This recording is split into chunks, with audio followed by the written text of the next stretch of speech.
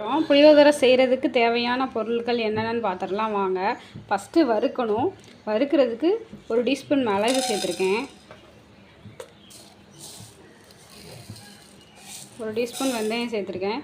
எல்லாமே நான் கம்மியாக தான் சேர்த்துருக்கேன். நாங்கள் ஸ்டோர் பண்ணி வைக்க மாட்டோம், வேணால் அப்பப்போ ஃப்ரெஷ்ஷாக ரெடி பண்ணிக்கிடுவோம். மல்லி மட்டும் ஒரு 4 டீஸ்பூன் சேர்த்துருக்கேன். எல்லாமே சின்ன சின்ன ஸ்பூனில் தான் அளவு. நான் எள்ளு ஒரு 2 டீஸ்பூன் எடுத்திருக்கேன். எல்லாம் நல்லா வறுத்துக்கோங்க, நல்லா வறுத்துக்கோங்க. ஆனால் கருகிடக்கூடாது, கருகுனா கசந்து இருக்கும்.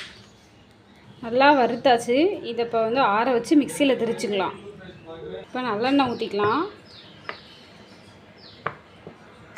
மிளகா வத்தலை இதில் எண்ணெயிலே போட்டு வறுத்துக்கலாம்.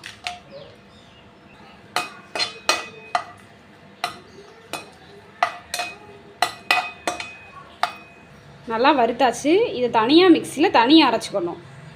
எண்ணெய் கடுகு போட்டுக்கலாம், கருவேப்பிலை போட்டுக்கலாம், ஒரு 2 டீஸ்பூன் வேர்க்கடலை போட்டுக்கலாம், வத்தல் கிள்ளி போட்டுக்கலாம், புளி கரைசலை ஊற்றிக்கலாம்.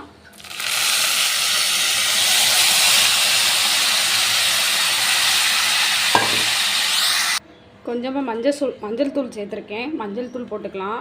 நான் அளவு ரொம்ப கம்மியாக தான் பண்ணுறேன். நாங்கள் குட்டி ஃபேமிலி, அதனால் நான் 4 பேர்த்துக்கு தகுந்த மாதிரி ரொம்ப கம்மியாக பண்ணுறேன். நாங்கள் ஒரு வேளை மட்டும் தான் இதை கிண்டி உடனே சாப்பிட்டுக்குவோம். அப்பப்போ வேணுன்னா ஃப்ரெஷ்ஷாக பண்ணிக்குவோம். நான் செஞ்சு ஃப்ரிட்ஜிலலாம் ஸ்டோர் பண்ணிலாம் வைக்க மாட்டேன். வைக்கணும்னு நினச்சிங்கன்னா நீங்கள் வச்சுக்கலாம் ஃப்ரிட்ஜுக்குள்ளே ஸ்டோர் பண்ணி, ஆனால் கெட்டு போகாது, நல்லாயிருக்கும். தேவையான அளவு உப்பு சேர்த்துக்கலாம்.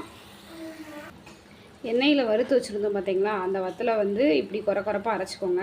இப்போ அந்த வத்தலை ஆட் பண்ணிக்கலாம். எண்ணெயில் நல்லா வறுத்து வச்சுருந்த வத்தல்.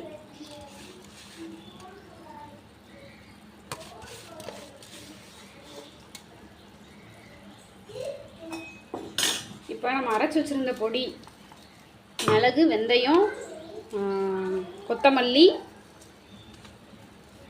எள்ளு நல்லா வச்சு வறுத்து வச்சுருந்தோம். வறுத்து அரைச்சிருந்த பொடியை ஆட் பண்ணிக்கலாம்.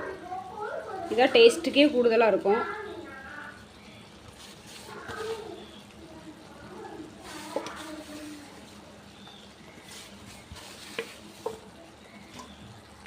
நமக்கு நல்லா செய்யலே மணமாக இருக்கும். மணம் நல்லா வரும். நல்லா எண்ணெய் பிரிஞ்சு வர வரையே சிம்முலேயே நல்லா பச்சை வாடை போகிற வரையே கொதிக்க விடுங்க.